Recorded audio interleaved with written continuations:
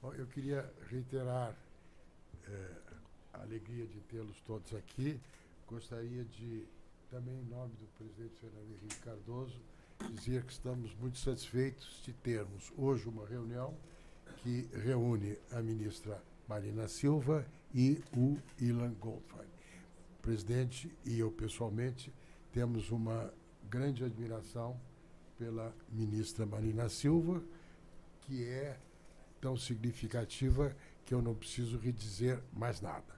Mas eu vou fazer uma nota pessoal. Ela é uma leitora de Hannah Arendt, de maneira que, entre as discussões que temos tido, Hannah Arendt passa de permeio.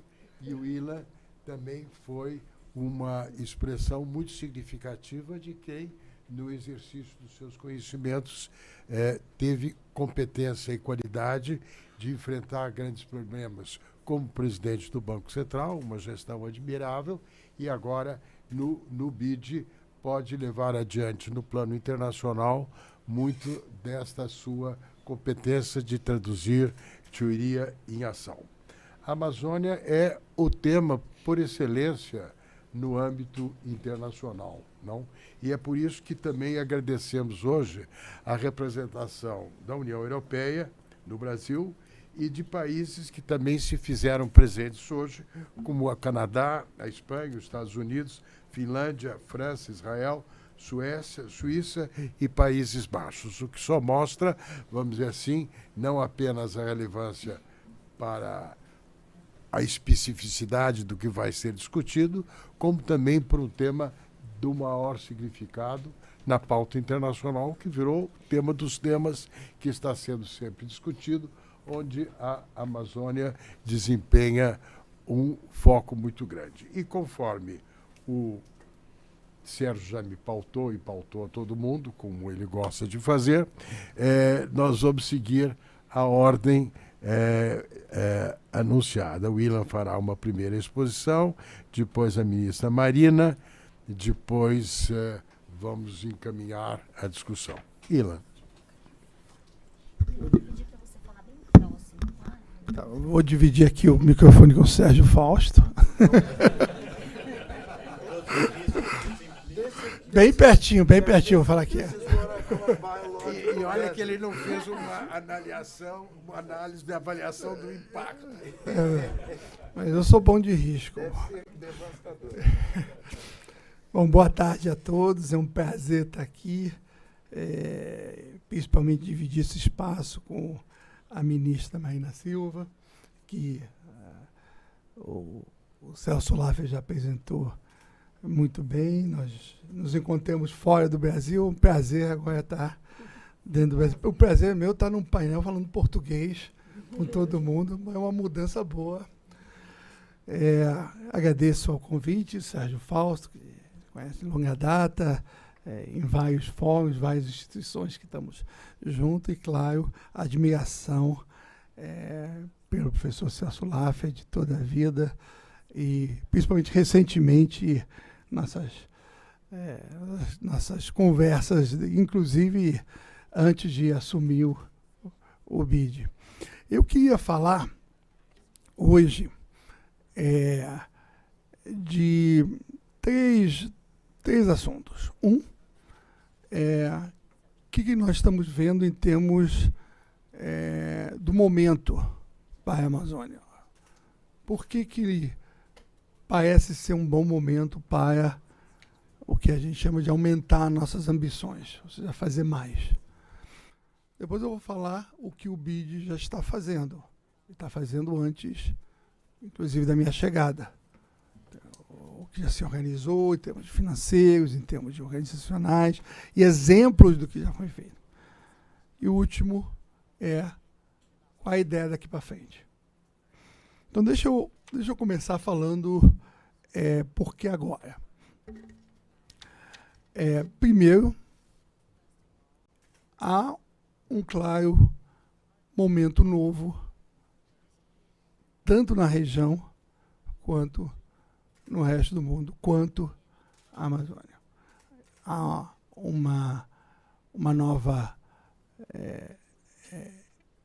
iniciativas políticas, uma nova vontade na região, e aqui eu estou falando dos 8 países amazônicos. Obviamente tem a questão do Brasil, tem também na Colômbia, onde se vê mais claramente essa iniciativa, é mais vocal, mas nos outros países também, que nós temos contato, a questão política se manifesta com a vontade de preservar a Amazônia. E nunca vem com a questão só preservar a Amazônia. O que significa isso? Vem sempre com preservar a Amazônia e suas pessoas, a Amazônia e sua economia, a Amazônia e suas cidades. Então, essa percepção a gente está tendo cada vez mais na região. Fora da região, há uma percepção que o momento é agora também. Eu queria agradecer, o professor Celso Laffer falou dos vários convidados que estão aqui, da União Europeia, de vários países. Eu não vou citar os países, porque são basicamente os mesmos países que participam da nossa iniciativa Amazônia, que participam, que são os doadores. O BID, para quem não acompanha de perto, é a ligação natural entre a região. Tem 26 países onde o BID tem presença na América Latina e Caribe, 26. Mas tem outros 22 que são membros que não são da região. E na questão da Amazônia se juntam os interesses dos 8 países amazônicos com os outros membros. E o BID faz esse papel de trazer esse novo momento político da região com o momento político do resto do mundo. Porque agora, além do momento político, tanto na região quanto fora, é porque a janela que a gente tem está se fechando. Acho que está ficando claro para todo mundo, por exemplo, no aquecimento global. Eu que estou há 6 meses, eu estou lidando com os países da região, onde quando eu cheguei, eu já sabia que ia ter muita interação com o Caribe, que estava enfrentando muitos eventos naturais, e que precisava de um fundo de emergência, de adaptar, mas temos a pior seca na Argentina. 100 anos. Falta de água no Uruguai. No Chile, o nosso governador, o ministro da Fazenda, falando... Por exemplo, vamos pensar no norte, Estados Unidos e Canadá.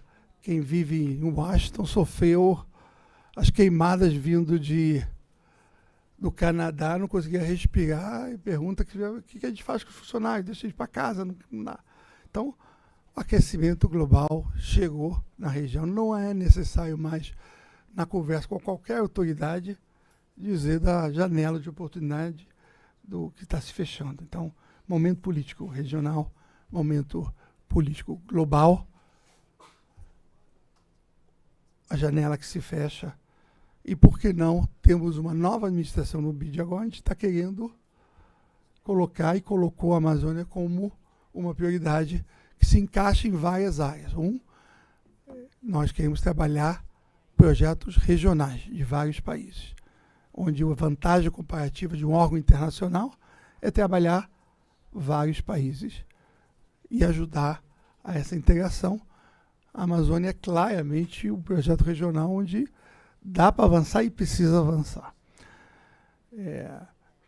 Obviamente, a questão do clima, da biodiversidade, é uma das 3 prioridades que eu, desde o começo, coloquei. Obviamente, a questão social, e aí eu não vou citar tudo que é negócio social, mas eu chamo core BID, ou seja, núcleo BID. São coisas que tem que fazer, sempre fizeram, e está cada vez mais relevante, e não é substituto do segundo ponto, que é a preservação da natureza, a questão climática. E o último ponto é investimento em infraestrutura física, digital, em projetos regionais. Então esse é o primeiro ponto, porque agora O segundo é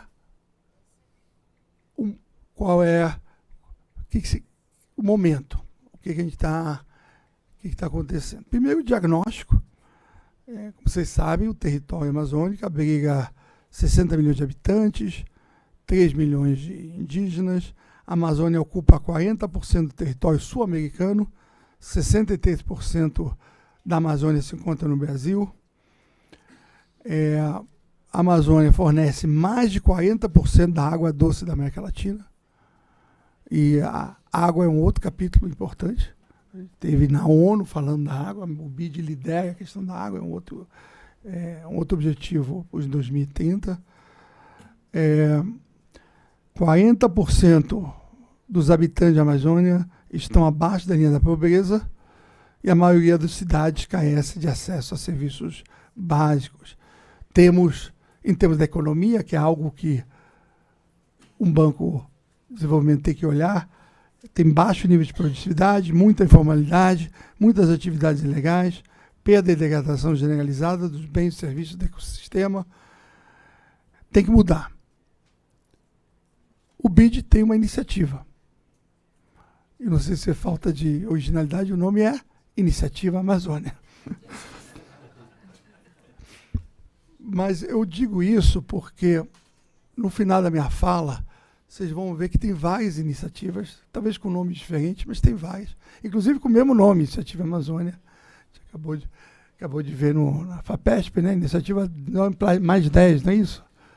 Então tem várias iniciativas, e quando você tem um olhar regional, tem várias iniciativas regionais, muitas parecidas, muito um pouco diferentes. Aí você olha e diz assim, está tudo dividido.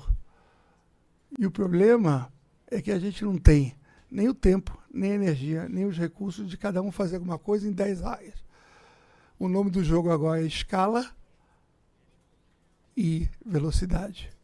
E para a escala precisa de foco. E para ter foco tem que ter priorização. E tem que organizar um pouco e tentar. Então, o que a gente quer contribuir é todas essas iniciativas, de alguma forma, poder ter um olhar, pelo menos econômico, regional, que a gente possa organizar. Não tirar nenhuma iniciativa, ao contrário. Todas as iniciativas são válidas. Será que dá para a gente conversar sobre elas? Será que a gente pode olhar os recursos que cada uma tem e pensar de uma forma agregada? Então essa é um pouco a ideia. Mas o BID tem a sua iniciativa e eu vou contar um pouco.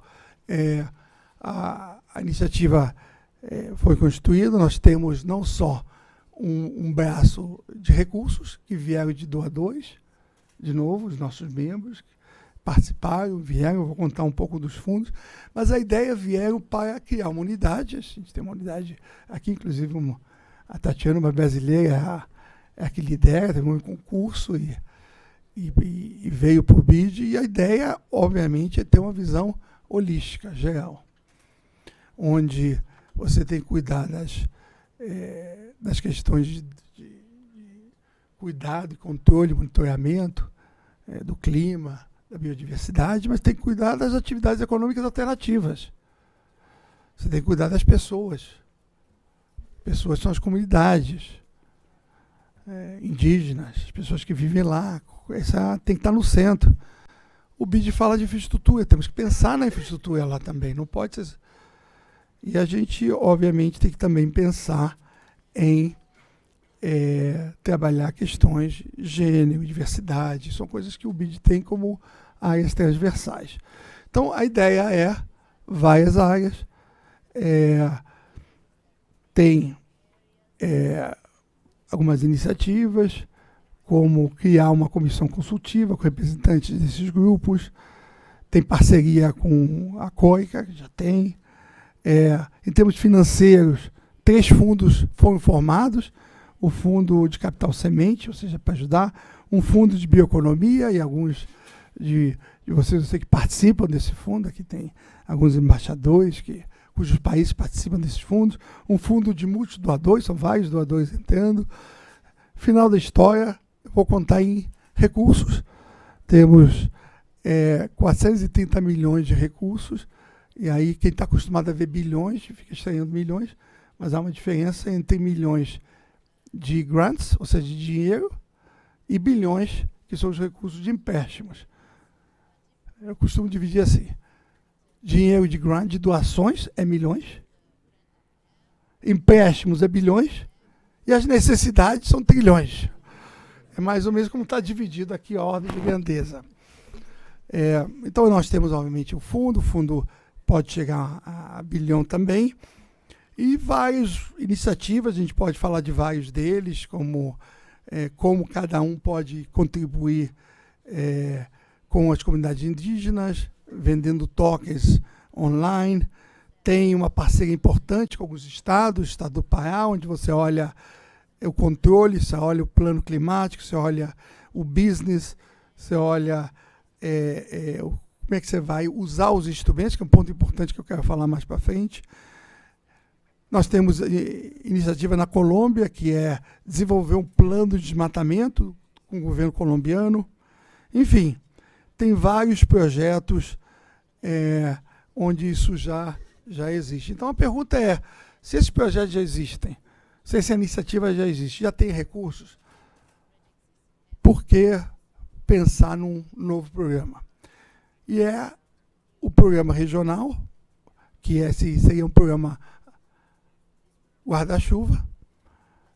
Na primeira vez que a gente conversou, a gente falou desse programa regional, eu disse, eu tenho que ter um nome para esse programa. E a Marina comentou, por que você não chama Amazônia Sempre? Ela virou o nome, só que é Amazônia Forever. No Brasil, a Franzina sempre, espanhol, Amazônia Sempre. Mas essa ideia da gente ter esse olhar conjunto. O banco está pronto a ajudar as várias parcerias, inclusive no Brasil, inclusive nas questões ligadas. Eu sei que teve recentemente o Plano de Ação para a Prevenção e Controle de Desmatamento na Amazônia, o PPCDAM, e tem 4 eixos. Eu sei que um dos eixos são atividades econômicas, o último eixo, o 4º, tem a ver com instrumentos normativos e econômicos. E nós estamos pensando, obviamente, nas atividades econômicas, estamos pensando em instrumentos financeiros que possam ajudar. Então, eu vou aproveitar esse deixo para falar de instrumentos financeiros, que é algo que a gente pode contribuir na Amazônia. Recursos públicos são limitados, mesmo os recursos públicos internacionais, como dos bancos de desenvolvimento. Dá para fazer mais, e é isso que a gente está tentando fazer mais. Tentando esticar, tomar mais risco. Mas nós temos que pensar de uma forma inteligente de usar os recursos. Não vamos precisar de recursos que vêm do setor privado. E nós temos que usar os recursos públicos para complementar os recursos privados que vêm. Tem vários instrumentos que colocam incentivos, e aí você precisa dos recursos públicos para colocar o incentivo no momento certo. Por exemplo, nós temos instrumentos financeiros que premiam alcançar um determinado indicador. Vou dar um exemplo que não tem a ver com a Amazônia. Um bônus emitido pelo Uruguai. Está aqui o meu colega Matias, que trabalhou nisso 1 ano e meio, que é desenhar um bônus que foi comprado pelo setor privado. Mas qual a graça? Que se você atinge o indicador de desmatamento, o custo da dívida cai brutalmente. Qual é a mágica? Como é que pode cair quando você chega ao indicador? Você usa o recurso público, essas doações, ou recurso mais barato, no momento certo, que é o momento do indicador. Ou nós temos atuado em troca de dívida por ações climáticas ou defesa da natureza. Faz menos de 2 meses, acho que foi 1 mês atrás, a maior troca da dívida por preservação da natureza foi feita com a ajuda do BID, onde o Equador trocou a dívida por recursos que vai usar em Galápagos. Conseguiu, através das garantias, e aí é o momento certo de usar o recurso. As garantias nossas, garantias do governo americano, para riscos políticos, para que pudesse trocar uma dívida arriscada por uma dívida sem risco e a diferença usar para a Amazônia. Então tem vários desses instrumentos que podem ser usados, inclusive olhar regionalmente se pode se emitir um bônus amazônico com a garantia do BID. Então são várias as ideias de instrumento que nós podemos pensar em como fazer. Então, esse guarda-chuva, e eu vou acabar aí, teria o lado de financiamento, ver todas as fontes que existem, cada um cuida do seu fundo, e nós tentamos pensar se podemos trazer mais ainda. Número 2, tem que ajudar em termos de capacitação técnica, em termos de fazer os projetos. Há recursos de assistência técnica que são exatamente para isso. Eu acho que nós podemos entrar e não apenas dizer tem que fazer, mas participar junto.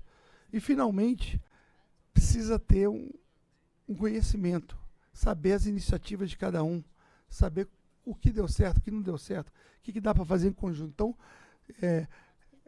pode-se criar, e o BID vai criar isso, uma plataforma, tem muita experiência em criar plataformas dentro da região, de vários parceiros, onde você participa, vê as iniciativas e consegue.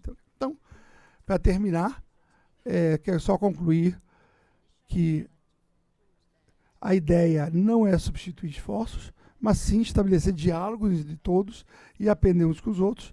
Precisamos, e aí de novo, ampliar o impacto, e para aumentar o impacto é importante fazer juntos.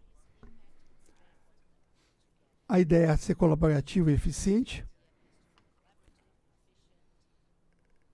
Nós temos a próxima cúpula presidencial em Belém, onde acho que pode ser uma boa oportunidade de apresentar, de conversar, de trazer os nossos membros que são não regionais, os doadores, participar e estar com a gente em algum evento paralelo, trabalhando a questão econômica.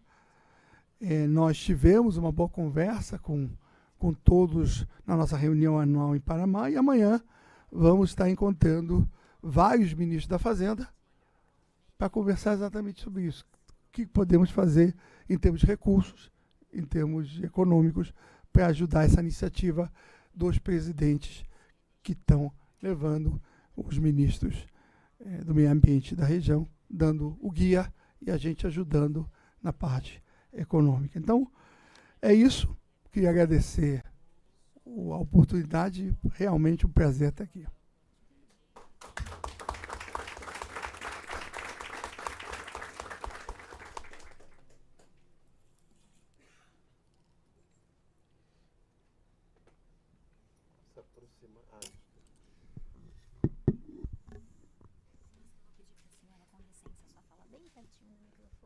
Tá bom. Obrigada.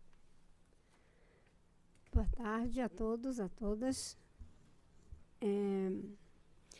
Quero só cumprimentar muito brevemente aqui os realizadores desse importante encontro da Fundação Fernando Henrique Cardoso, cumprimentando aqui o Sérgio. Obrigada por estarmos aqui e pela solidariedade aqui do princípio da precaução. O professor Celso Laffer, obrigada por estar aqui liderando esse processo. William, já tínhamos nos encontrado no fórum lá em Davos e tivemos uma profícua conversa, inclusive usando dar esse nome de Amazônia Sempre, né? Porque eu pensei, a única forma da gente fisgar as ações é se for a Amazônia Sempre. Vai fazer indústria? Qual é a indústria que faz com que a Amazônia continue para sempre? Vai fazer pecuária? Qual é a pecuária? Qual é a agricultura? Qual é o turismo? Qual é a indústria? Qual é que faz com que a Amazônia continue para sempre, não é? A infraestrutura e assim por diante.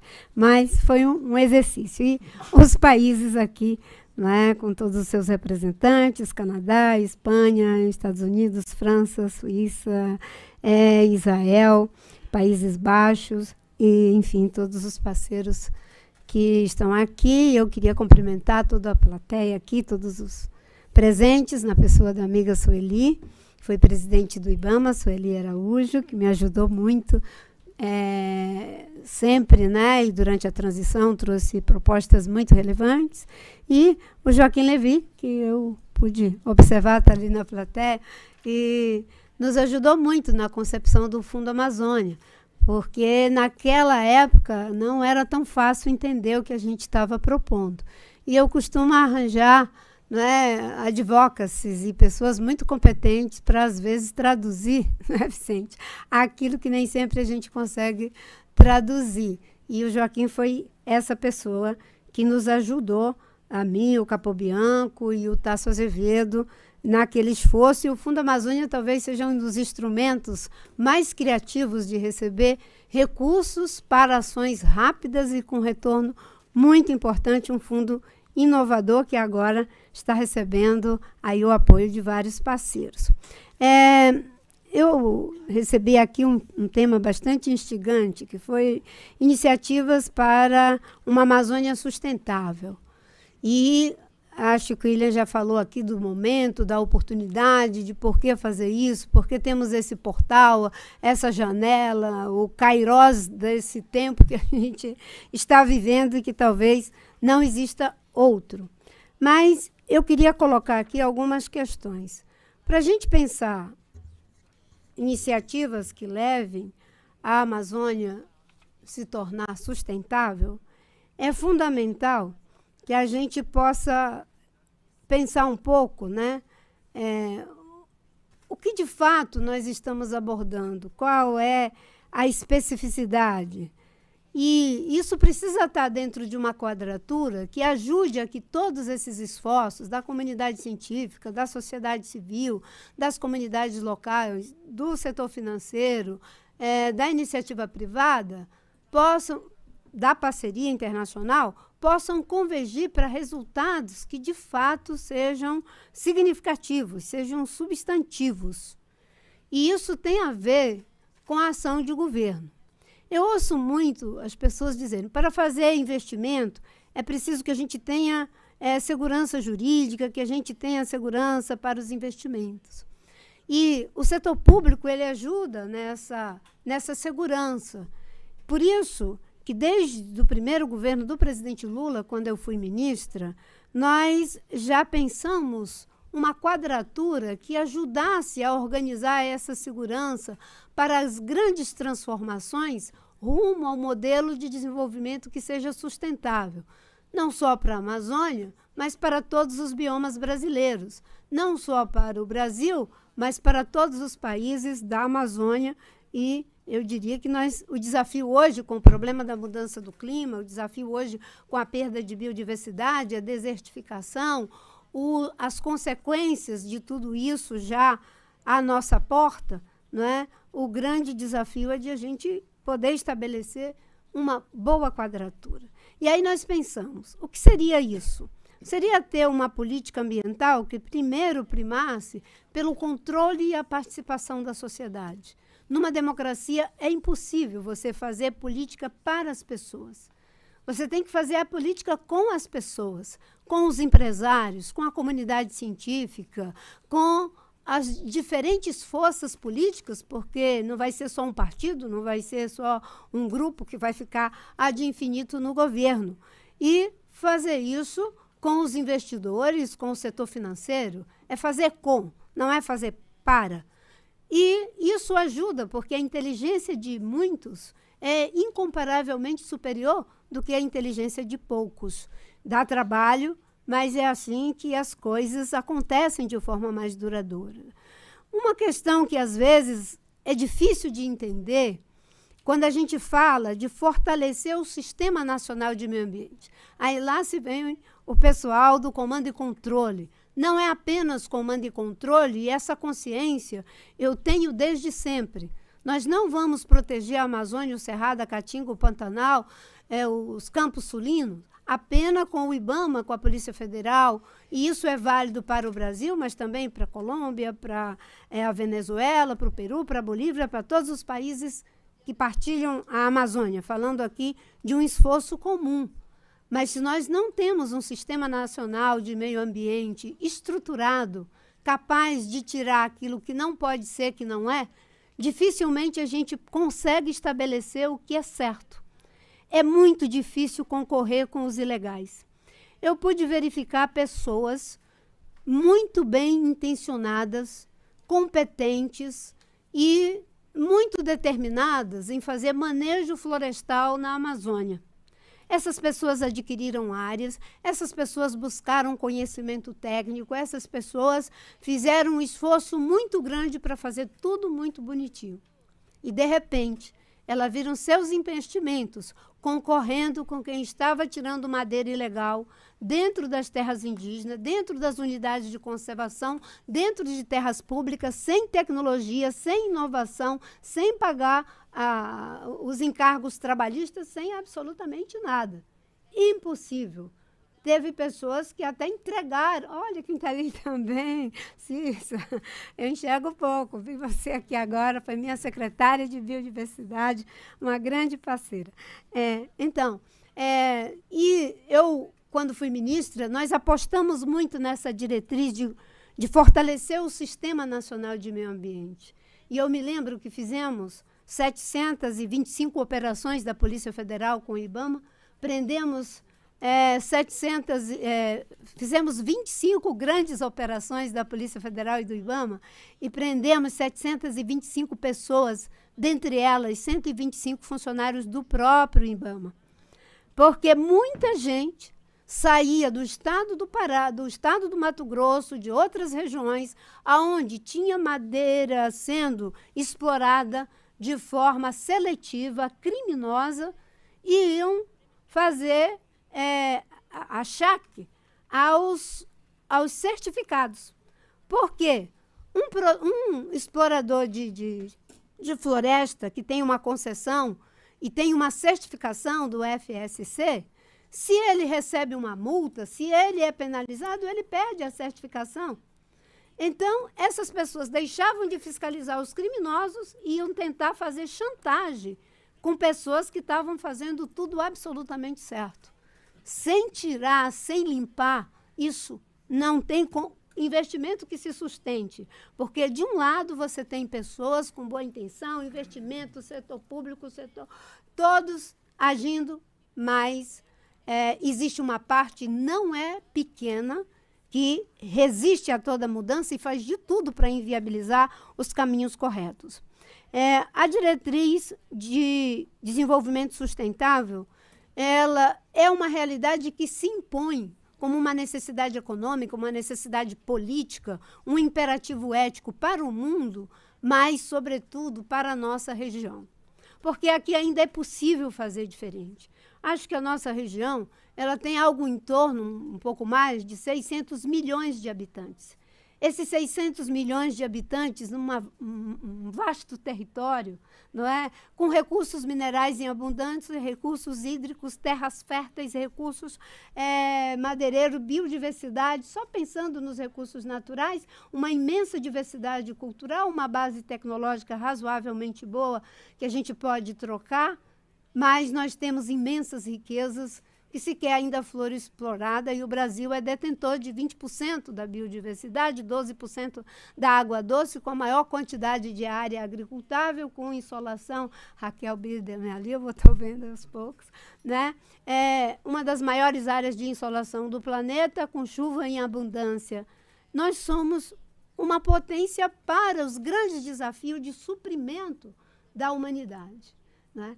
E o desenvolvimento sustentável se coloca como um imperativo, porque o mundo, de certa forma, fez uma pressão muito grande sobre seus recursos naturais, mas aqui eles estão preservados. Se não formos capazes de usar esses recursos com sabedoria, alta tecnologia, associando aos conhecimentos tradicionais associados, buscando um novo ciclo de prosperidade, nós vamos estar privando a nós mesmos de grandes oportunidades e o mundo de inaugurar um novo conceito que talvez a gente possa trabalhar a partir daqui. Eu sei que aqui deve ter muitos economistas, eu não me arrisco nessa seara, né? Eu deixo para vocês. Mas a economia tradicional criou um conceito, né, de externalidades. Os problemas são as externalidades negativas. Parece que não fazem parte do empreendimento. Mas o planeta, que é apenas um, ele mostra que não tem o externo, tudo é interno. Não, o que eu faço aqui conta para o conjunto da obra. E eu acho que a gente pode inaugurar o conceito de externalidades positivas. O mundo precisa de suprimento de energia. Nós somos a região e somos o país, no caso o Brasil, e eu vou estar dando essa ênfase para o Brasil, até porque o William já falou aqui da quadratura mais ampla, né? Mas nós queremos que seja um esforço regional, que seja um esforço global, né? Mas o mundo precisa de energia. O Brasil tem uma matriz energética limpa. O Brasil tem fonte de geração de energia de segunda geração, do sol, do vento, da água e da biomassa. Com essa energia de segunda geração, nós podemos ser os grandes investidores das energias de terceira geração. A Alemanha, que é um país altamente tecnológico, industrializado, tem problema de energia. Ainda mais com o grave problema da guerra na Ucrânia, da invasão que foi feita na Ucrânia. Então, esses países que têm problema em relação a fazer a mudança da sua matriz energética por razões objetivas, não é? Podem ter no Brasil um grande aliado. Na nossa região, nós podemos, com a energia de segunda geração, produzir a energia de terceira geração, e o hidrogênio verde é um grande investimento. O mundo vai precisar de segurança alimentar cada vez mais. Investir em segurança alimentar, nós podemos ser o país que suplementamente vai ser o endereço do suprimento de proteína, do suprimento de grãos, do suprimento de tantas vantagens comparativas que temos, que podem ser transformadas em vantagens competitivas. E que eu quero inventar mais uma coisa pedindo devida data venha. Eu acho que não é uma questão mais só de vantagens competitivas. Nós temos que ter vantagens distributivas. E nós vamos distribuir essas vantagens. O mundo precisa de grãos, então nós podemos suprir, porque temos sol, porque temos água, porque temos terra fértil. Mas precisamos parar de usar a tecnologia mais precária para ser a potência agrícola que nós somos. E já somos um país com alta tecnologia, com alta produtividade, com um agronegócio altamente rentável. Mas tem uma parte que não quer aumentar a produção por ganho de produtividade e continua usando estoques e áreas enormes para baixíssima produtividade em prejuízo, não é, da substância e da forma daquilo que deve ser a produção brasileira. Então, desenvolvimento sustentável é alternativa, investimento do setor produtivo nessa área, mas também do setor financeiro, criando os bônus verdes, fazendo todos os esforços, porque só o governo, obviamente, que não vai fazer essa transição. E uma outra questão que faz parte dessa quadratura é a ideia de política ambiental transversal. Eu inaugurei esse termo há 20 anos no Ministério do Meio Ambiente. Na época, acho que não era muito entendido. Mas agora, eu não sei se é entendido, e eu acho que né? Mas eu vejo ele sendo praticado. Hoje, no governo do presidente Lula, quando ele diz que mudança do clima é uma prioridade, queremos chegar a desmatamento zero, queremos fazer essa transição, e eu vejo 28 ministérios dos 37 ministérios com ações voltadas para clima, sustentabilidade, 19 ministérios com estruturas já muito organizadas para fazer esse trabalho, o ministro da Fazenda, Fernando Haddad, fazendo o programa de transição ecológica do Brasil. Eu, o ministro Fávaro, o ministro Paulo Teixeira, o Fernando Haddad, acabamos de lançar o Plano Safra, como base da transição para a agricultura de baixo carbono. E eu chamei de Plano Safra de Agricultura de Baixo Carbono 1.0, porque ele é o começo. Vamos ter o 2.0 até chegar no momento em que a nossa agricultura de fato possa ser sustentável. Mas não dá para ter quase 300 bilhões financiando as mesmas coisas. Desse jeito, nós nunca vamos fazer a transição. Porque, como você disse, os recursos não retornáveis, a doação, é na casa de milhões. Aí, quando tem retorno, são bilhões e vamos para os trilhões. Só para se ter uma ideia, tem um relatório chamado Relatório das Gupta, acho que muita gente aqui conhece, que foi feito a pedido do Reino Unido pelo indiano das Gupta, que dá conta de que enquanto a gente fica engatinhando para conseguir 100 bilhões por ano para fazer o investimento para a transição que o mundo precisa fazer em função da mudança do clima, nós continuamos gastando, investindo algo em torno de 4 a 6 trilhões na economia que afeta o aquecimento do planeta. É por isso que as instituições financeiras estão começando a criar requerimentos para dizer, né, nós vamos financiar, mas quais são os compromissos em relação a essa cadeia produtiva, essa cadeia de valor? Isso faz a diferença. O governo, quando lança o Plano Safra e diz nós vamos ter... O exemplo não é muito bom por causa de 2008, mas nós vamos ter, né, o plano, o tomador que está no A, no segundo A e o triplo A. O triplo A vai ser aquele que já terá condição de ter uma redução de juros muito significativa, porque ele tem rastreabilidade, ele tem certificação, ele tem todos os requerimentos que mostram que ele, de fato, está no caminho virtuoso dessa transição. E você vai ter aquele que tem o funcionamento basal, que é o legal. Então, eu poderia falar de um monte de outras coisas, mas eu quero dizer que nessa agenda de ajudar que os investimentos sejam seguros, para que a gente possa investir em bioeconomia, na bioindústria, na criação de novas cadeias de valor, novos produtos, novos materiais, soluções baseadas na natureza. No caso da Amazônia, nós estamos fazendo o PPCDAN, não é? 5.0. Já é a 5ª versão do PPCDAN. E agora ele tem uma inovação, além da questão de combate às atividades ilegais, desenvolvimento sustentável, ordenamento territorial e regularização fundiária, que é fundamental. A Amazônia brasileira ainda tem 57 milhões de hectares de área não destinada e nós vamos fazer essa destinação não para a conversão de floresta em algo que não seja mantê-la viva, mas para outras atividades, manejo florestal, para as terras indígenas, para as comunidades extrativistas, para atividades de turismo e nas suas diferentes modalidades. Então, nessa agenda do plano de combate e prevenção do desmatamento na Amazônia, além desses 4 eixos, tem esse que o William falou, né, das ações normativas, dos instrumentos econômicos, para que a gente, de fato, possa estruturalmente fazer a diferença. O Banco da Amazônia não pode continuar financiando a velha economia. A mesma coisa em relação a outros instrumentos financeiros. E eu devo dizer que os esforços na agenda de comando e controle já começam a dar os resultados preliminares. Nós conseguimos, durante esses 6 primeiros meses, com ações emergencial, o PPCDAN vai entrando agora, mas não podíamos esperar o plano, nós tínhamos que continuar trabalhando. E fizemos ações emergenciais. O desmatamento já dá sinais de queda. Nos últimos 5 meses, tivemos uma queda, segundo os dados do DT, que não é o sistema PRODE, são dados preliminares, não é uma questão ainda oficial, porque ainda estamos em variação, mas uma tendência de queda que vem na ordem de 31%.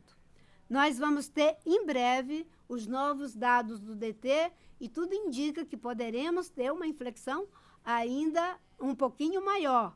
Isso é um bom sinal. Porque quando você tira o que não pode, você consegue estabelecer o que pode. E aí eu insisto e termino por aqui. É transição.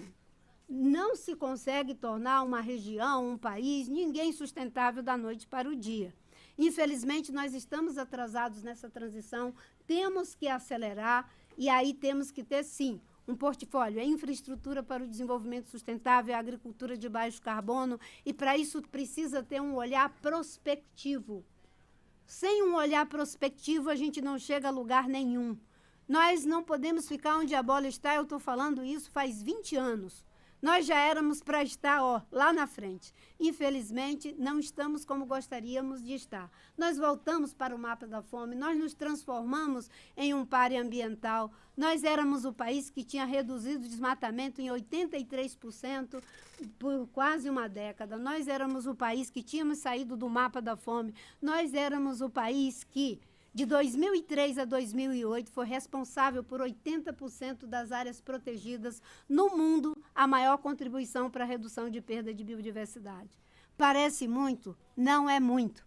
É porque os outros países fizeram pouco, porque isso ainda é nada, esses 80%. Mas criamos 25 milhões de hectares de unidade de conservação. Isso significa decisão política. Decisão política conta. Compromisso ético contra. Então, por isso, a política ambiental, a política do governo é um tripé.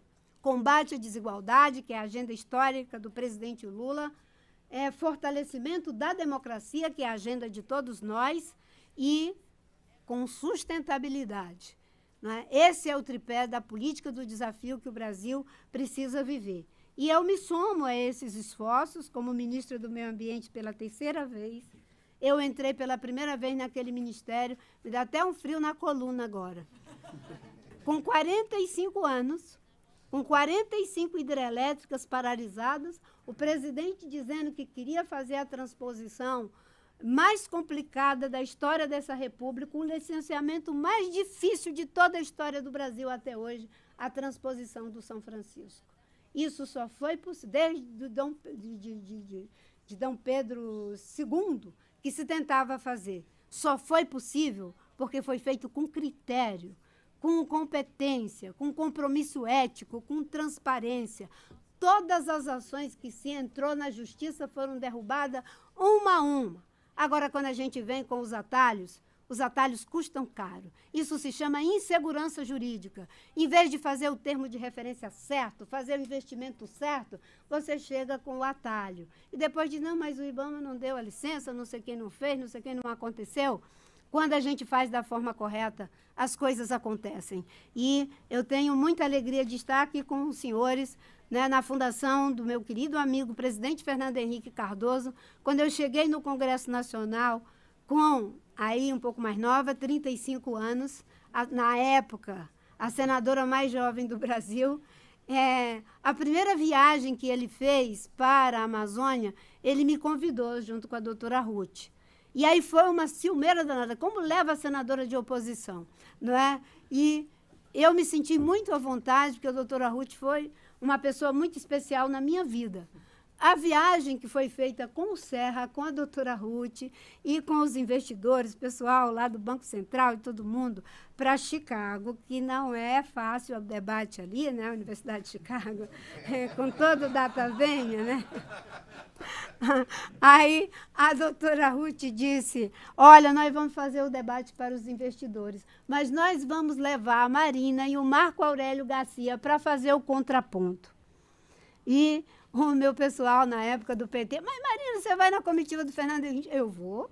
A doutora Ruth me convidou, eu vou fazer o contraponto. Não o contraponto injusto. As coisas boas, a gente diz que estão boas, coisas que precisam avançar. E assim foi. Então, quando eu propus ao presidente Fernando Henrique que ele deveria criar um subsídio para a borracha, para equalizar a borracha nativa com a borracha de cultivo e a borracha da Malásia para proteger mais de 100 mil famílias de extrativistas, o presidente Fernando Henrique Marina, isso é uma blasfêmia. O pessoal, imagina, subsídio, você vai falar isso para mim, a gente sozinho lá na biblioteca. Eu digo, então, o senhor não disse que é subsídio, o senhor disse que é investimento ambiental. Ele, eureka! chama aí o Pedro Parente. Chamou o Pedro. E o Pedro entrou na sala e já ligou para o Malan. E o Malan chamou o Conselho Monetário. Eu entrei com os seringueiros, eu entrei com os indígenas. E o Malan fumando cachimbo. E aí o indígena falou o seguinte, olha, ela é alérgica, você não pode fumar esse cachimbo. Não. Opa, desculpe, senadora. E saímos dali com o subsídio. Criamos a primeira linha de crédito para extrativismo. E quem defendeu no Congresso foi o Serra. Eu sabia que se fosse eu e o Suplicy, não ia ser aprovado. Eu digo, Serra, faça você a defesa. Pega o projeto é seu. O Serra foi lá, fez a defesa, foi aprovado por unanimidade. O que nós queremos é política pública, né? E política pública grande, com P maiúsculo, que faz essa diferença. A gente compartilha a autoria, a gente compartilha a realização e a gente compartilha o reconhecimento. E isso eu estou dizendo não é agora, eu estou dizendo sempre esse testemunho que eu estou dando aqui na fundação do meu querido amigo presidente Fernando Henrique Cardoso, sendo ministra do presidente Lula, que teve a melhor transição que nós já tivemos na história do Brasil. Não é? E a gente, infelizmente, o sentido aparece só depois, como diz o Lacan. O sentido aparece só depois. E agora todos nós reconhecemos que foi a melhor transição que nós já tivemos, em lugar do que aconteceu agora com total descontinuidade. Uma coisa muito triste em que juntou a todos os democratas para que a gente aprenda, não é, de que democracia é uma construção constante, que eu não posso ter um projeto tão bom, tão maravilhoso, só funciona comigo, porque a alternância de poder é parte da democracia. Muito obrigada.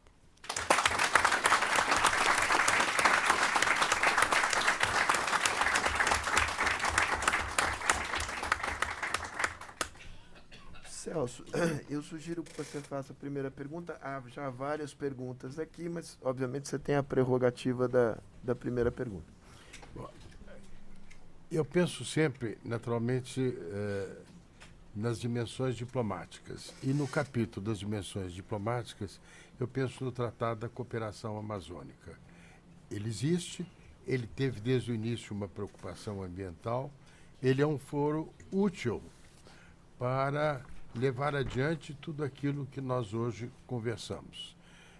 No final da minha gestão, nós institucionalizamos a secretaria que está hoje sediada no Brasil, de maneira que isto é, penso eu, um passo adicional que pode ser dado para levar adiante o nosso tema Amazônia Sempre. Uhum, gostei já. Tem um aliado aqui, viu? Posso comentar? A Organização do Tratado de Cooperação Amazônica é um aliado. Já está trabalhando conosco, a gente está ajudando, está colocando recursos técnicos. Basicamente, nós criamos muitas vezes instituições, mas ao longo do tempo elas ficam sem recursos. Ficam sem, e aí, quando a gente pensa regionalmente, a gente resgata essas instituições, dando a base para elas, dando o que elas precisam, e nesse caso estamos trabalhando junto, inclusive convidados, eles, obviamente em Belém vão ter uma participação relevante e vamos estar com eles lá. Tá ótimo. Sérgio. Ilan, eu lhes proponho o seguinte, há um conjunto de perguntas, a minha sugestão é que eu faça todas essas perguntas, destacando quais são os temas centrais, e vocês, digamos, como se eu estivesse jogando bolas para vocês, vocês apanham as bolas que lhes pareçam mais interessantes e tratem deste tema. São temas para os dois, não são temas para um ou para outro. Então, começando por uma pergunta que faz aqui o Carlos Américo Pacheco, e que tem a ver com a agenda de ciência e inovação, né, e como ela se articula na estratégia de desenvolvimento sustentado da região amazônica. Eu pediria que, digamos, nós descêssemos um pouco mais ao terreno concreto, né, porque em relação a essa diretriz não há dúvida alguma. Mas quais são aqueles projetos, aquelas iniciativas já existentes, que mereçam ganhar escala, ou que já estejam de algum modo desenhadas e que possam ser consolidadas num prazo que nós possamos vislumbrar. Esta é uma preocupação que surge aqui nas nossas perguntas. O Rogério Marques faz uma pergunta sobre políticas urbanas e basicamente, saneamento básico. E eu lembro aqui que nós falamos erroneamente em Amazônia, e esse é um espaço sumamente heterogêneo. Ele é heterogêneo porque ele compreende um grande número de cidades, com uma população bastante relevante. Ele é muito heterogêneo também do ponto de vista de há um miolo de uma floresta inteiramente preservada, há um entorno em torno desse miolo em que a floresta tem algum nível de degradação, mas não há propriamente desmatamento, e há áreas que foram inteiramente tomadas, sobretudo pela pecuária extensiva de baixa produtividade. Essa é uma pergunta mais para a senhora, ministra.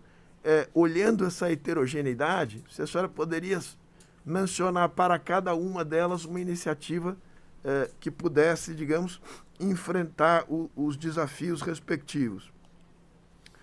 Por fim, mais duas aqui, e essas, inevitavelmente, creio que são bolas que vão mais na direção da ministra. Uma preocupação com a questão da exploração, digamos, pesquisa e eventual exploração do petróleo na foz do Amazonas, em particular, mas em geral, em toda a chamada margem equatorial. E, para terminar, o tema do crime organizado, que foi objeto de uma matéria importante, publicada, salvo engano, ontem no Jornal do Estado de São Paulo. O jornal tem todo o mérito, mas, evidentemente, não foi um furo do jornal. Quer dizer, é uma realidade já bastante conhecida. Então, eu queria, ministra, que a senhora nos dissesse as iniciativas que estão sendo tomadas no sentido de... Aí é comando e controle mesmo, né? De repressão, e agrego uma preocupação que eu tenho, cooperação internacional. Quer dizer, não me parece que nós possamos enfrentar o crime organizado naquela região sem cooperação internacional com os Estados Unidos e com a Europa. Em particular com os Estados Unidos, que são um mercado de destino, sobretudo, da madeira, né? O ex-ministro Ricardo Salles é informado a respeito, né? Então, como esse é um tema que suscita ressalvas em relação à soberania nacional. Há sempre esse fantasma de que o velho colonialismo se apossará das nossas riquezas. Gostaria da reação da senhora em relação a essas perspectivas de cooperação para fazer uma brincadeira aqui, com as grandes potências do Norte. Bem, eu vou já passar por todas as questões que foram levantadas aqui. Você falou que teve uma pergunta do Pacheco e uma do Rogério também, então já vou passar por elas também. Acho que é impossível imaginarmos qualquer resposta para os imensos desafios que o mundo está vivendo, as emergências que nós estamos vivendo, tanto do ponto de vista da emergência no sentido do perigo, mas quanto no sentido daquilo que surge, né? São duas formas de ver isso, sem uma forte contribuição da ciência. Aliás, nós estamos tendo esse sentido de urgência em relação à Amazônia, ao clima, à proteção das bases naturais do nosso desenvolvimento, graças à grande contribuição da ciência, que se manifesta politicamente para esses temas no âmbito do IPCC. Já falou de clima organizado, eu já estou aqui confundindo as coisas. Do IPCC, que é a base de toda a formulação dos processos de regulação, das ambições dos países. O Brasil, inclusive, vai fazer o anúncio da sua NDC. Estamos nos trabalhando para fazer isso. Os nossos compromissos, com certeza, serão mais aprofundados. Mas, sem ciência, nós não teríamos isso. Nada disso. Eu diria mesmo que a sociedade fez muito bem a sua parte, a comunidade científica fez muito bem a sua parte, mesmo quando sob pressão. Quem ainda não fez adequadamente a sua parte foram as empresas, os investidores e os governos. Nós estamos como devedores, mas a sociedade está mobilizada, a comunidade científica está o tempo todo nos reportando a gravidade dos problemas, e quanto mais a ciência avança, mais a gente tem condição de resposta, porque não é só o diagnóstico, a ciência também traz as alternativas. Eu costumo dizer que nós já temos a maior parte das respostas técnicas. O que falta é o compromisso ético de usar essa técnica para fazer a diferença. Nós já sabemos que é possível produzir energia do vento, energia do sol, energia da biomassa, energia da água. Então, aonde é possível fazer isso na escala necessária, a ciência já deu a sua contribuição, porque existe aqueles que, mesmo em tempos completamente adversos, foram capazes de investir na pesquisa básica, não só na pesquisa aplicada. Às vezes a gente faz, mas por que esse povo fica tergiversando e não sei o quê? Esse povo que fica tergiversando, entre aspas, são aqueles que dão respostas para um tempo que ainda não chegou, mas que, com certeza, no momento em que a gente chegar, ele terá uma resposta. Né? Nós temos um pesquisador da Embrapa Cerrado, que foi a pessoa que desenvolveu o conceito agricultura de baixo carbono. Foram quase 30 anos de pesquisa, né, num núcleozinho ali da Embrapa Cerrado, e olha só o que se transformou. Agora, é a grande alternativa para que a gente possa fazer a transição. Imagine se a gente tivesse ficado só onde a bola está, pesquisando a agricultura do tempo presente, sem olhar para as necessidades do tempo futuro. Então, a ciência é fundamental. E mais, não só a ciência dos postulados denotativos, de certo ou errado, mas a ciência produzida milenarmente pelas populações tradicionais, por povos que têm conhecimentos associados a recursos naturais. O Carlos Nobre, o Antônio Nobre, aquele que, infelizmente, já nos deixou, que pesquisou muito a Amazônia, o professor Thomas Lovejoy, que durante mais de 20 anos estudou a Amazônia. Eu não tenho preconceito contra a ciência se encontra no mesmo espaço, né? A busca pela verdade e entendendo que a verdade será sempre uma verdade parcial. Ela vai mudar, mas é a verdade que nós temos para aquele momento, tendo a humildade de reconhecer que tem outras ciências. Né? Investir nos centros de pesquisa, né? Nós temos o Museu Guild, nós temos o Instituto de Pesquisa da Amazônia, nós temos o Instituto Evandro Chaga, nós temos muitas expertises na Amazônia e a capacidade instalada que temos no nosso continente e, no caso do Brasil, o grande centro de pesquisa.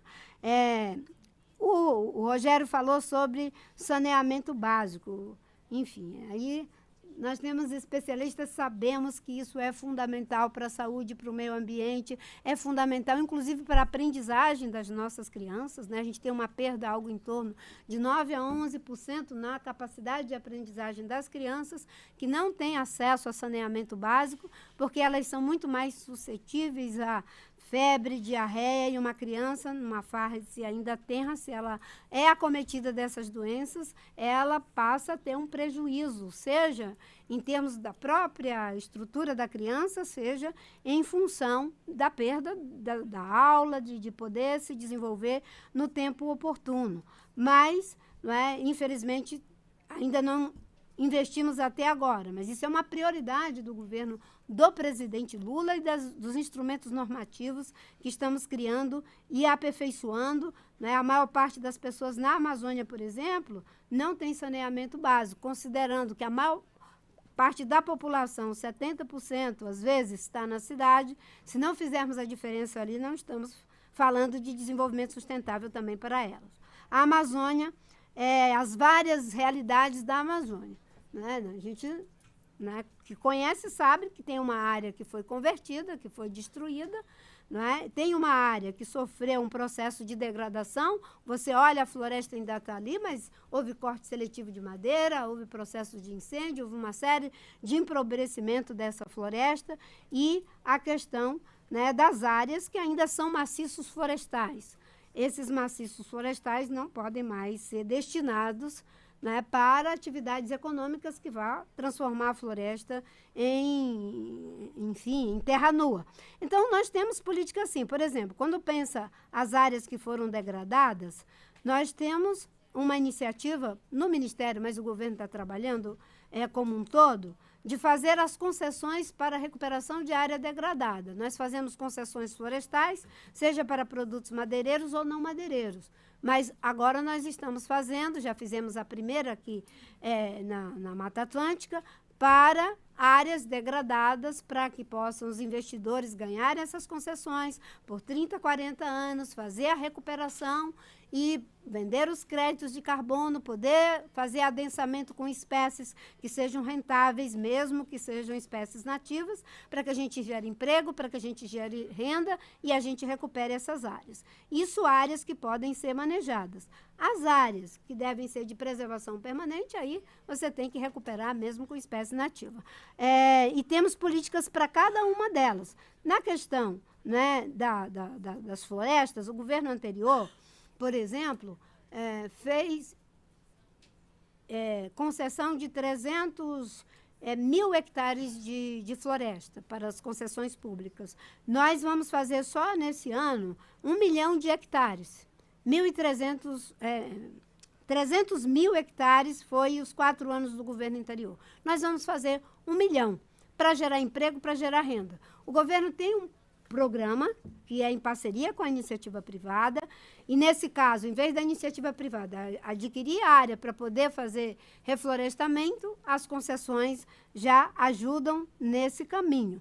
Mas nós estamos trabalhando também, né, em parceria aí com os vários setores, para que a gente possa ter um programa ousado de reflorestamento. São 12 milhões a meta brasileira, e isso tem uma indústria de gerar emprego por trás disso, porque você vai ter os coletores de semente, você vai ter os viveiros, você vai ter os biólogos, você vai ter os técnicos, você vai ter uma economia da restauração. Tudo isso são programas que estamos trabalhando. A questão da exploração... Eu mesma não estou conseguindo ler agora aqui. Enfim... Foi a última pergunta que me foi feita, que eu não estou conseguindo. Exploração. A exploração de petróleo deve ser um ato falho.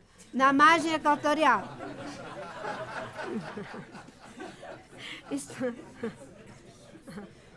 Chamada ausência providencial. Isso. Lacan e o Freud explicam muito bem.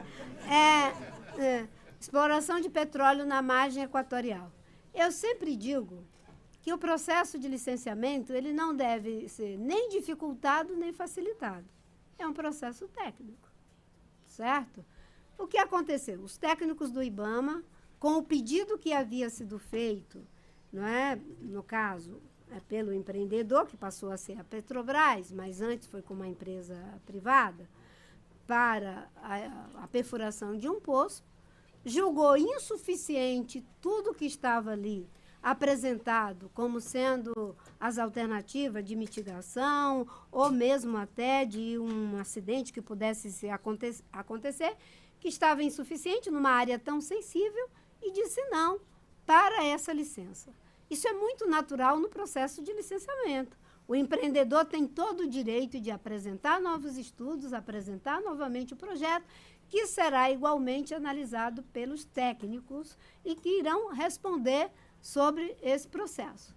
São vários lotes, né? Você tem agora, as pessoas falam, não, é um que fica a 500 quilômetros, mas a proposta que está em curso é algo em torno de 200 lotes na margem equatorial. Cada lote são vários poços a serem perfurados. Então, o que os técnicos sugeriram é que se faça uma avaliação ambiental estratégica para a área sedimentar, né? Uma AAS. Isso é muito pertinente com o que a ciência e a política pública com base em evidência coloca. Porque, afinal de contas, né, uma área tão sensível como não é, a Foz do Amazonas, você ter ali toda essa intervenção, você não pode fazer o licenciamento para cada poço que vai ser perfurado. Você tem que ter um olhar para o conjunto da obra. E depois você vai ver. Isso aqui é de baixa, enfim, intensidade ambiental, de problemas ambientais, de média intensidade, ou isso aqui tem que ser excluído. Vocês querem ver uma coisa? Na época da presidente Dilma, nós tínhamos esse mecanismo e nós tirávamos dos leilões as áreas que nós já sabíamos que não tinha como licenciar, para não criar problema com o empreendedor. Né? Hoje, você olhar, né, no que está disponível de forma permanente aí para alguém se habilitar, nós temos perfuração em abrolhos. Alguém acha que vai ter a licença para explorar petróleo no berçário de abrolhos? Não vai ter. Isso só depõe contra a nossa imagem, contra o bom senso. Isso deve ser excluído. Ninguém vai fazer isso. O bom senso não manda, a ética não manda, qualquer coisa não manda. Então, os técnicos recomendaram dessa forma e novos estudos vão ser apresentados, isso acontece, é normal. Agora, a minha orientação sempre foi, eu não me posiciono a priori, porque a licença não é política, nem para dizer sim e nem para dizer não. Nós, durante o decorrer da vida do IBAMA, acho que já são, Sueli, quantas? 2.000 licenças?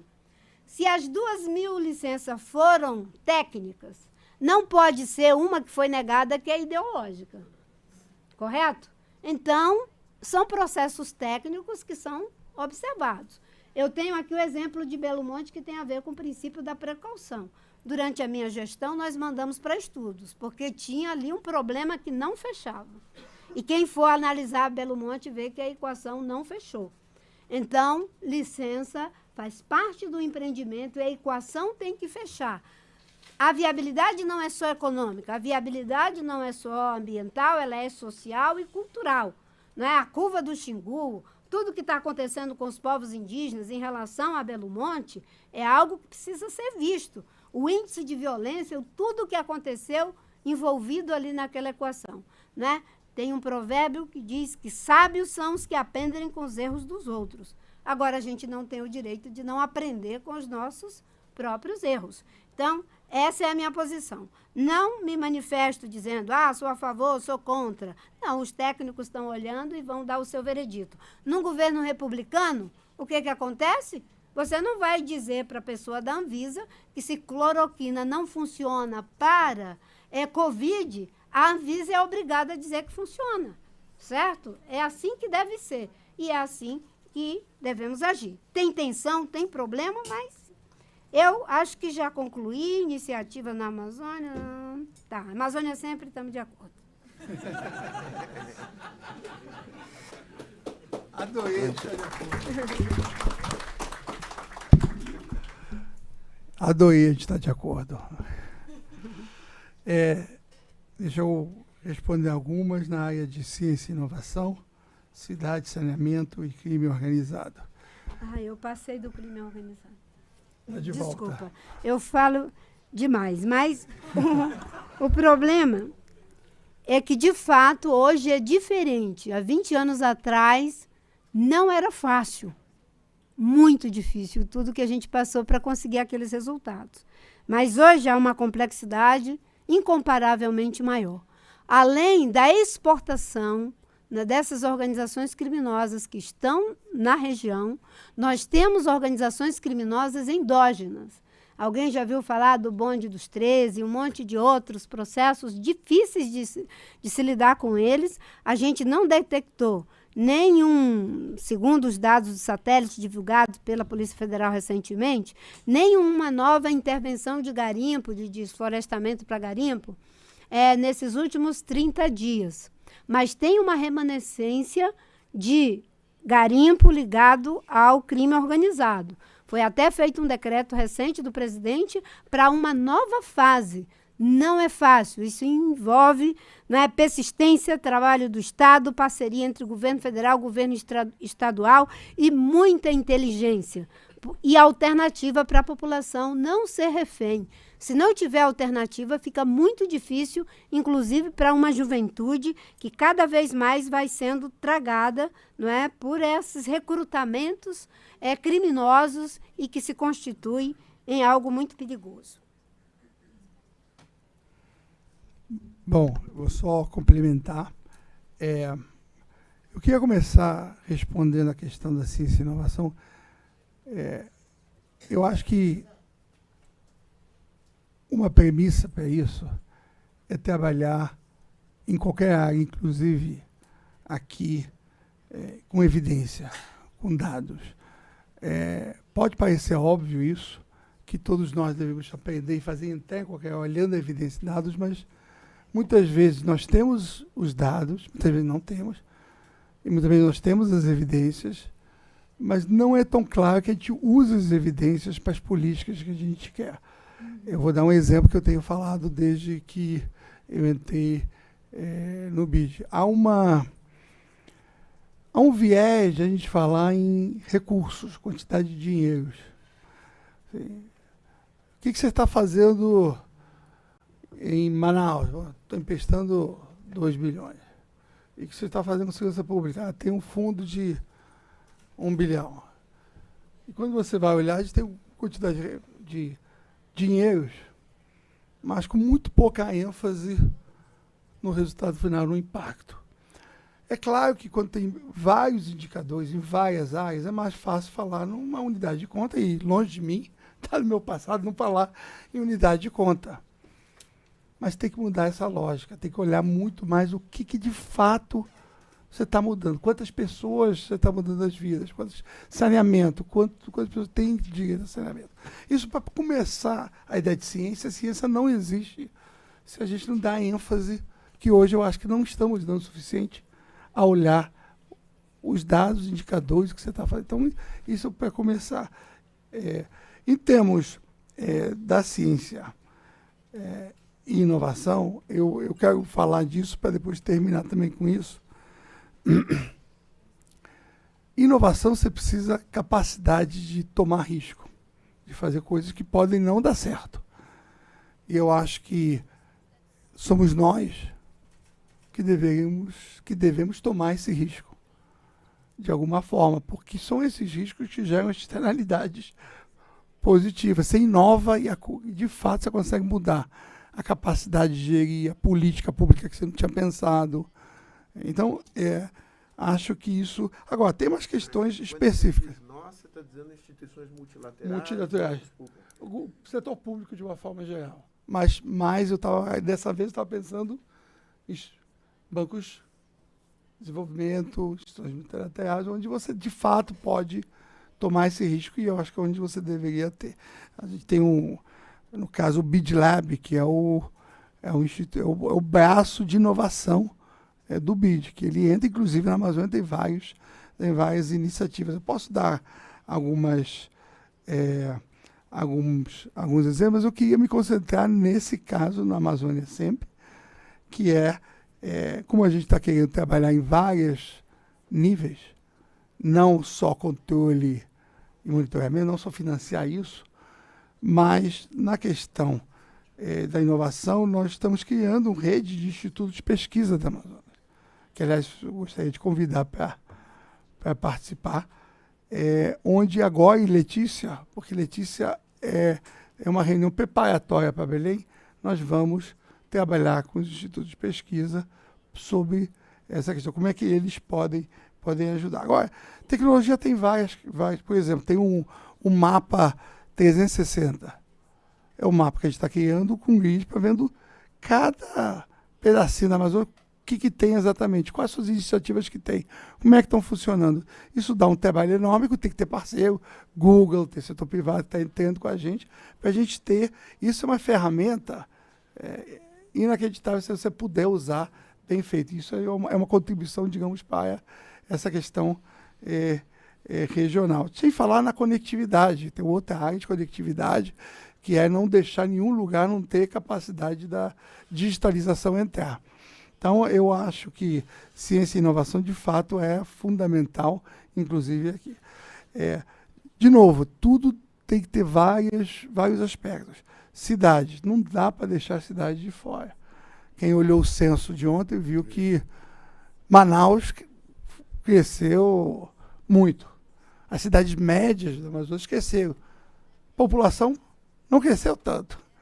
Mas essa cidade sim. Então não podemos abandonar essa cidade. Então, de novo, rede, nossa contribuição, agregar uma plataforma das cidades.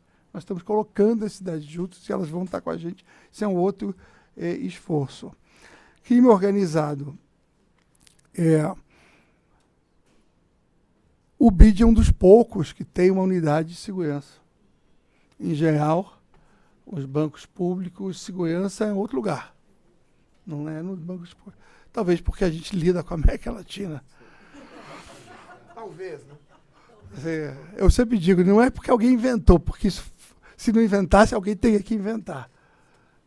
Vem pedidos. Então, por exemplo, na questão do crime organizado, vem inclusive do Ministério da Justiça, o ministro Flávio Dino, um pedido para ajudar, inclusive, de crime organizado na Amazônia. Mas o que a gente quer não são esses pedidos que estão vindo de cada país, a gente tem que pensar, porque quando eu encontro uma autoridade não do Brasil, e eu pergunto, a Amazônia é sempre, vamos trabalhar? Ele diz, sim, mas você vai ter que resolver a questão do crime organizado. Tem países que crime organizado e a defesa da Amazônia, para eles, vai junto. Outros a gente está falando de pessoas, está falando de comunidade, mas tem países que é crime organizado. E que a fronteira é um problema. Porque ele tem jurisdição até aqui, de lá.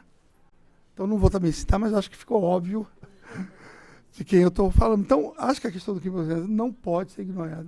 Agora, não é a nossa ênfase? Não sei, mas acho que não pode ser ignorada. Então, finalmente, acho que você comentou um pouco de mercado de carbono, criação dos mercados. Você falou em... Me permita?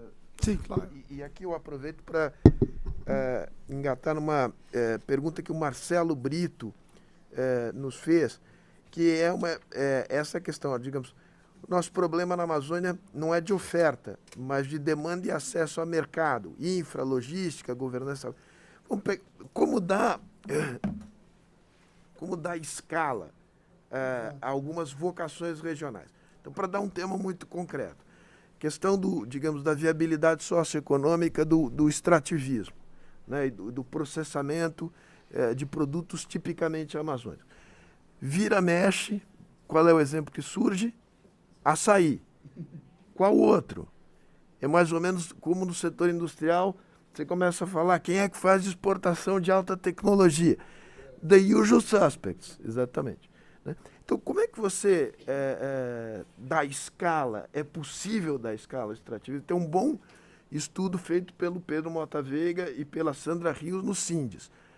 Não é das coisas mais alvissareiras do mundo. Quer dizer, então, eu gostaria que, Ilan, digamos, você é o cara, digamos, que optou por estudar a ciência da escassez. Né?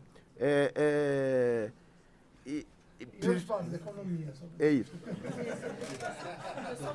Só para dizer que não foi uma especialidade minha. The dismal science. Né? Mas eu acho que é bom, nesse momento, digamos assim, porque eu acho que um dos problemas que nós temos é que se a gente não tangibilizar isto, a sociedade não se engaja. Né? Por melhores que os títulos sejam, né? Que as frases sejam. Então, eu queria o que o banco pode fazer, não é uma pergunta genérica, o que o banco pode fazer para dar escala e viabilizar soluções sustentáveis na região amazônica. E o que vocês têm pensado sobre isso? Tem uma carteira de projetos, tem uma detecção de iniciativas, enfim. Como diria, o Celso vai gostar dessa minha citação, que é a citação do Ortega y Gasset, que foi à Argentina, e disse, ficou encantado com a capacidade retórica dos argentinos, me permitam uma provocação, mas que no final ele disse, argentinos, a las cosas, né? Que é um pouco isso, digamos, se a gente não tangibilizar, o convencimento não decola. interessante que em muitos fóruns estão verbalizando isso. Chega de falar, chega de conversar, chega de palavras, vamos implementar. Eu acho que é esse que a gente tem que de fato, trabalhar junto. O que você faz? Na minha opinião, focar. Se nós vamos criar um mercado de carbono, como é que vai ser isso? Qual a estrutura que a gente tem que fazer? Quais são as regras que a gente tem que mudar? O que acontece é que a gente tem muitas prioridades, cada um tem seu fundo, cada um tem seu orçamento, aí tem a cidade que pede alguma coisa, a outra pede outra, e no final das contas o que passa é que você não tangibiliza porque fica uma coisa dispersa. Então, o que você precisa fazer? Primeiro, organizar a bagunça. Isso aqui eu nunca consegui traduzir isso para inglês ou espanhol, que às vezes eu quero fazer, vamos organizar a bagunça? Não consegui traduzir, mas aqui ainda bem, vamos organizar a bagunça, o que é? Vamos sentar e ver o que a gente quer fazer, qual é a prioridade, quais são as áreas que a gente quer fazer. A gente criou uma unidade, então essa unidade vai dizer, olha, 1, 2, 3. E muitas vezes as pessoas entendem prioridade como sendo, não vou fazer as coisas que eu não quero.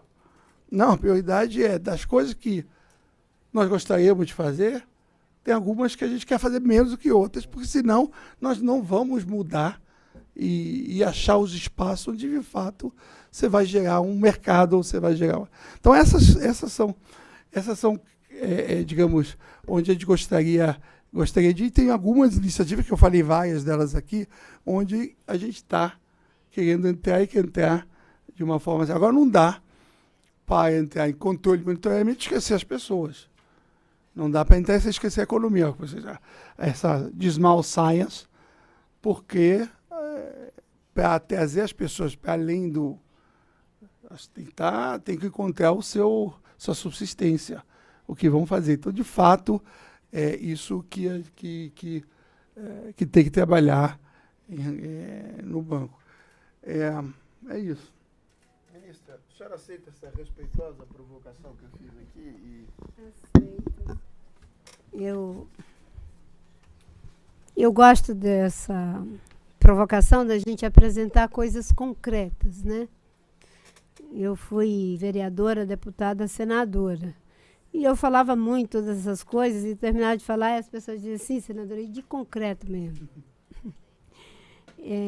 Porque as pessoas querem respostas, né? Só que eu acho que a gente tem que pegar essa questão de tangibilizar, no caso da Amazônia, em 2 níveis. Tem uma parte que já é muito tangível e a gente tem que trabalhar com ela, que é o tangível feito pronto, não é? Eu não sei como é que traduz isso aí na linguagem do Duchamp, né, com a sua obra, né, do feito pronto, que é a floresta por si mesmo, né? É um ready-made, como que fala? Né? Aí vocês falam inglês, eu não falo.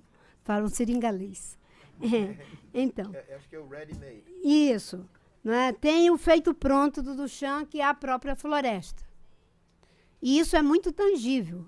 Ela produz serviços ecossistêmicos indispensáveis ao equilíbrio do planeta. Ela é responsável pelo regime de chuvas, que está relacionado a 75% do PIB da América do Sul, que é algo mais tangível do que isso. Agora, tem algo que precisa ser tangibilizado, porque ela é tão generosa que já dá tudo isso de graça, com o vento, o sol e a floresta, e que precisaria de 50 mil Itaipu para bombear toda essa água, que é um empreendimento inimaginável, certo? Já é muito tangível. Imagina a gente construindo 50 mil Itaipu para bombear essa água. Não tem condição. A floresta faz isso com o sol e o vento e ela mesma. Então, é muito tangível. Então, nós vamos ter que nos educar para o que é tangível, indispensável para a manutenção da vida e o equilíbrio do planeta. E, ainda como acréscimo, o que é tangível, que pode virar um produto, um material, um negócio, uma cadeia de valor, etc., etc., que esse é o esforço. De fato, quando a gente fala, aí vem a Embraer ou vem o açaí. Mas será que a gente já olhou para outras possibilidades? Eu fico vendo, por exemplo, essas comunidades que tem conhecimentos associados a tantos produtos, a tantas espécies de frutíferas, que a gente nunca se arrisca a verificar se, de fato, elas podem ganhar escala. Não é?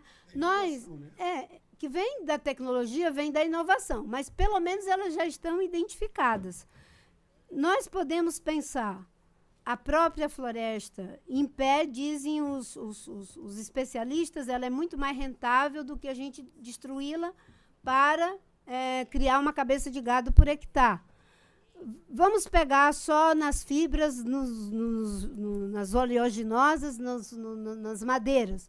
Isso aí já tem uma riqueza enorme para a gente poder manejar, mas tem que manejar com sabedoria. Agora, vamos pensar, é possível fazer o turismo de massa na Amazônia, por exemplo? É possível. É possível fazer o turismo científico? É possível. É possível fazer um turismo experiencial, vivencial na Amazônia? É possível. É possível fazer o turismo e criar museus de território na Amazônia?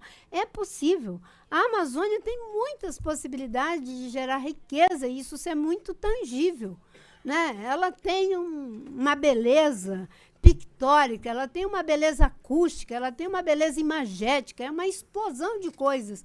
Como é que a gente tangibiliza isso? Por que algumas regiões que talvez não tenham o mesmo apelo imagético, pictórico, acústico, o que for, tem tanta visitação e a gente não consegue? Será que alguma coisa não está errada na nossa forma de abordar, de investir? E aí, eu gostei da história do risco. Tem que ter o risco, tem um certo, eu vou usar um termo, pode não ser apropriado, mas tem um certo darwinismo. Não é? Você vai ter ali as pessoas que vão começar, tem os pioneiros, alguma coisa vai dar certo, outras não vão. Nós não temos dinheiro para gastar, não temos tempo para perder, temos que acertar o máximo possível. O Ministério criou a Secretaria de Bioeconomia. Nós estamos identificando esses produtos para fazer a alavancagem daquilo que tem maior potencial de agregação de valor, de virar um produto, de criar uma cadeia produtiva associada à bioindústria, às cooperativas, aos esforços das comunidades, dos desenvolvedores, dos investidores, de todo esse processo, a Secretaria de Bioeconomia. Mas também o ministro Haddad está lá fazendo um esforço macro para que a gente entre numa quadratura. Ministério da Indústria e Comércio, a mesma coisa. Talvez a gente esteja sofrendo do mal da repetição. E o mal da repetição é o que leva a gente realmente a situações muito difíceis, porque tudo que dá sucesso, que dá resposta, imediatamente a gente tende à repetição. Né? O que foi os primeiros sucessos? Explorar madeira, e a gente acabou com o pau-brasil. Na Amazônia, Mata Atlântica, 1.300.000 quilômetros quadrados, só resta 8, 9, 10%. A Amazônia, parecia que era infinito, mas já foi 19%, 20%. 25% já é o ponto de não retorno. Então, nós vamos ter que identificar. Tem um estudo que foi feito pelo Salo Kozlov, junto com o pessoal do Amazon, do IPAM, uma turma boa, que identificaram uma série de produtos que podem ser usados para esses novos investimentos, para criar essas novas cadeias de valor, esses novos produtos. Por outro lado, tem uma parte que é mais convencional. Um dia desse, uma pessoa estava me dizendo, olha, nós estamos com um excesso de pirarucu.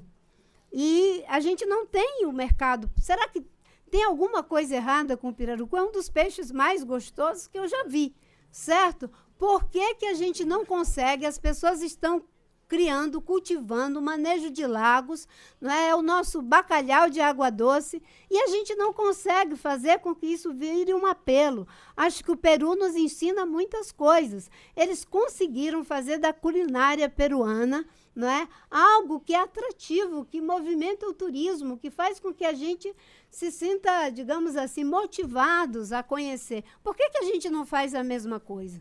Eu acho que a gente, de certa forma, tem uma vocação para colocar a luz embaixo da mesa. E luz não é para ser colocada embaixo da mesa, é para ser colocada no velador. Então, vamos criar o velador, vamos botar luz, porque existem muitas possibilidades da gente fazer, não é? Com recurso público, com recurso privado, e tem uma juventude. Olha, é uma quantidade de startup que você vai encontrar. Vamos fazer uma etnografia desses pequenos investimentos. Faz essa etnografia e olha assim, com olho gordo mesmo, com toda a tecnologia, com todos os economistas, todas as margens de risco. Ah, eu acho que esse aqui dá certo para investir. Pode ter certeza que você encontra pelo menos uns 20 produtos que estão prontos para ganhar escala. Não é? Agora, se não tiver isso, é difícil, porque a gente consegue botar uma semana no mercado, 4, 5 semanas não tem, porque a comunidade nunca vai conseguir isso. É por isso que eu estou celebrando, né, que eu estou propondo criar um plano safra para a bioeconomia. Tem o plano safra do agronegócio, tem da agricultura familiar. Vamos fazer também o nome é fantasia, né? Um Profloresta, com recursos para que a gente possa fazer os investimentos certos. E essa lista, eu passo para vocês a lista das inovações na Amazônia que a gente tem só com a gente, tá? Isso, cada um que você olha é fantástico, mas é bom olhar. Perdão. Ministra, acho que valeu a pena a provocação. A senhora está aqui entre aliados, eu posso dizer por mim, né? Não posso dizer pelos outros, né? Eu acho que é importante a gente ser claro de o que nós sabemos que sabemos, né? Que a experiência e a ciência já nos mostraram que é possível fazer. Isso é muito, e há uma série de coisas que nós sabemos que sabemos e devemos ser muito enfáticos a esse respeito. Uma das coisas que nós sabemos que sabemos é que a demarcação das terras indígenas é fundamental para a preservação do meio ambiente. Existe uma percepção, a meu juízo, inteiramente equivocada de que há terra demais na mão dos indígenas. 14%. Desses 14%, 98% estão dentro da área da Amazônia Legal. E os estudos comprovam que a demarcação das terras indígenas é talvez a ferramenta institucional, do ponto de vista da ordenação territorial, mais efetiva do ponto de vista do controle, enfim, do desmatamento, né? Precisamos ser claros a respeito daquilo que sabemos que não sabemos ainda inteiramente, né? E a casa, digamos, as possibilidades que existem nesta área do extrativismo, nós ainda não há informação suficiente, né? E evidentemente que há aquilo que nós não sabemos que não sabemos, né? E essa é um pouco a graça da vida. Mas, enfim, só queria lhe dizer, assim, para terminar, que, de fato, eu hesitei um pouco de fazer a provocação, mas depois fiquei feliz com a consequência. Você tomou risco. Exatamente. Se você quiser financiar a minha tomada de risco, eu topo na hora. Celso. Eu acho que nós precisamos encerrar, porque já nos excedemos aqui no tempo, inclusive. Bom, então, para encerrar, eu acho que devemos dizer, em primeiro lugar, à ministra Marina, que nós somos todos seus aliados e admiradores. Agradecer ao Willan, que está, como recomenda o Sérgio, seguindo o conselho do Ortega, a las costas, não? Está a las costas, e a ideia de foco, que é o que você tem destacado, me parece muito importante, não? Governar é escolher e gestão também é escolha, é isso que você está propondo fazer. Eu só gostaria de fazer uma observação final. Tendo tido alguma experiência diplomática nesta área, começando pela Rio 92, é evidente que são fatores fundamentais para transformar o Brasil, que é uma grande potência nesta área ambiental, num efetivo ator. É preciso ter uma diplomacia do conhecimento. É preciso ter o domínio técnico dos assuntos, não? Saber o que se pode transmitir como sendo o melhor caminho. E eu acho que a discussão que nós tivemos hoje foi uma contribuição a esta diplomacia do conhecimento, que é uma condição fundamental para a apropriada inserção do Brasil no mundo. E aí, além do mais, existe sempre o tema do símbolo, não daquilo que a pessoa encarna, não? E aí, sem dúvida nenhuma, nossa querida ministra tem o carisma da respeitabilidade do percurso e da obra. É fundamental. E o Ilan também tem, sem ser, evidentemente, apto no seringalês, que é um dos charmes, que é a nossa... Eu falo bides. Mas ele está tentando fazer do bides a melhor maneira de chegar aos destinatários. O Bidish é uma mistura do linguajar do Bid com o Yiddish, né, evidentemente. Essa ainda não chegou lá, não. É uma questão de tempo. Muito bem. Então, eu acho que agradecemos muito aos nossos dois expositores. Agradecemos aí ao Sérgio, que conduziu isto, como sempre, com grande discernimento, e agradecemos a presença de todos, inclusive aqueles das representações dos países que hoje vieram e que são uma comprovação adicional da importância desse tema na pauta internacional. Obrigado. Até a próxima.